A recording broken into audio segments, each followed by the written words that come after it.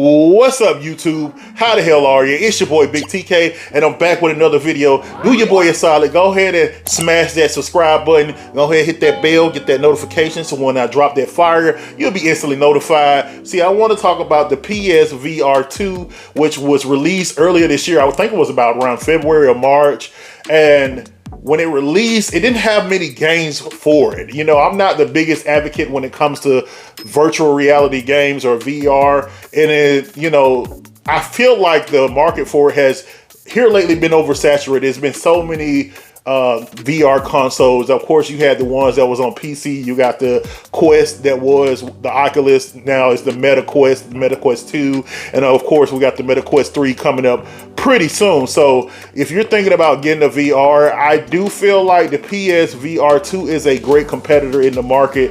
Unfortunately, the one thing I will say about it, you better have your money up, okay? Because it is not cheap. That thing is expensive. It comes out, it came out early this year, and it runs about for $549. So if you got the money to spend it, I would say go ahead and get it because it is a great system.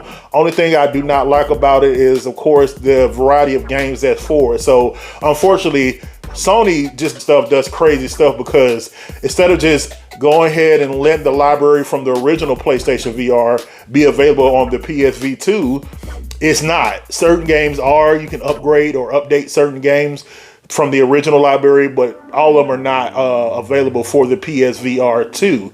So that kind of sucks, but this thing definitely has a couple of bells and whistles that kind of impressed me. For a person who wasn't into VR, it definitely kind of blown away about how it looks. Now, the PSVR 2 has a couple of dope features that you might want to know about before purchasing. It has the haptic feedback controller. The cool thing else about the controller, they have a touch sensor in it, so it knows when you're actually just putting your finger on a certain spot on the actual controller. And I thought that was pretty dope. And when it's heavy gunplay and it's shooting, you can feel the triggers tighten up as you shoot your gun. You squeeze the gun. It's pretty cool feeling. If you use the original, DualSense controller, then you know how it feels. So $549 is a lot of money. I don't know about you, but I ain't got it. Okay. Now this was actually gifted to me, so shouts out to Pops. You a real one for this, man. I appreciate the birthday present. The thing about it is it doesn't come with a bunch of cords like the PS4 PSVR did. This one only has a long USB-C cord, which is pretty dope. Unfortunately, I wish it was wireless. I don't know why it couldn't be wireless, but it does take advantage of it being wired because it used all that power of the PS5 to run to the PSVR 2. So that's pretty dope. The original PlayStation Virtual VR, it had so many games. It was such a vast library for them not just to be able to be backwards compatible. It just doesn't make sense, but they are updating a lot of games so you can play the older games on the new system. And that was probably one of the biggest reasons why a lot of people kind of held off on getting the PSVR 2. Now, like I said, there's plenty of other options. You can get a Meta Quest, and also we got the Meta Quest 3 that boasts that it has just as good as technology as the PSVR 2, if not better. So that might be an option, but the cool thing about the PSVR 2, you're gonna have the exclusives. It's gonna have all the PlayStation exclusives that you want to play, of course, like with games like Horizon. So I'm gonna show you the actual PSVR 2, and I'm gonna show you the buttons and the features and a little bit of gameplay. All right, YouTube, let's go ahead and read off the specs of the PSVR 2. It has a OLED display, 2000 by 2040 per eye resolution, has 120 Hertz refresh rate. Also, it has an adjustable lens with 110 degrees of field of vision, has a 6-axis motion sensor, has 4 embedded cameras for the headset and also for controller tracking, has a IR tracking camera per eye, has the haptic feedback on the actual headset, and it has a built-in microphone and stereophone jack. The one thing I love about this headset, it is absolutely comfortable. I have a big ass head and it adjusts to any size head.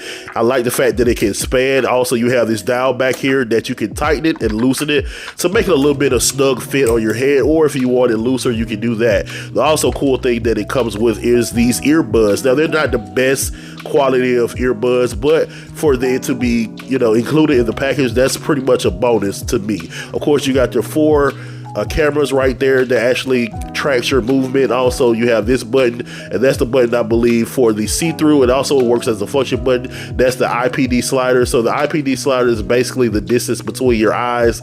So if your face is the range, if you got your eyes, further apart, you can actually fix that. So also you got your power button up under it, and this thing is just made right, man. I just love the way it feels. It feels like a very premium piece of merchandise. There's really no way light can get between, so it can actually have you feeling immersed in your environment or to whatever game you're playing. All right, let's go ahead and get into the controller. It feels just like a DualSense controller, just kind of smaller. On the right hand side, you have a circle of X with a smaller analog with your R1 and R2 buttons, also a home button. On the left hand side, you got your L1 to L2 with square and triangle. So like I said, it's just like a DualSense controller with the same features, just kind of split in half. I like these things. So what you're seeing on your screen right now is Pavlov for the PSVR2. Now this game has been out for a while. It just got ported to the PlayStation VR2. This game is very realistic. You have to know how to discharge each gun and how to reload each gun, because each gun just operates different as if it would do in real life. Now this game has a big community online. I suck at this game, so I'm playing the Hunt Down, which is a mode that you can play with, just bots, and you gotta see if you can survive. So this game is pretty dope. I love the game, and as you can see, I'm not the best. I definitely had fun playing the game. It's kind of addictive. You kind of want to get better. It kind of wants you to just strive to get better at it. But I'm gonna stop yapping my gums so you guys can watch the gameplay.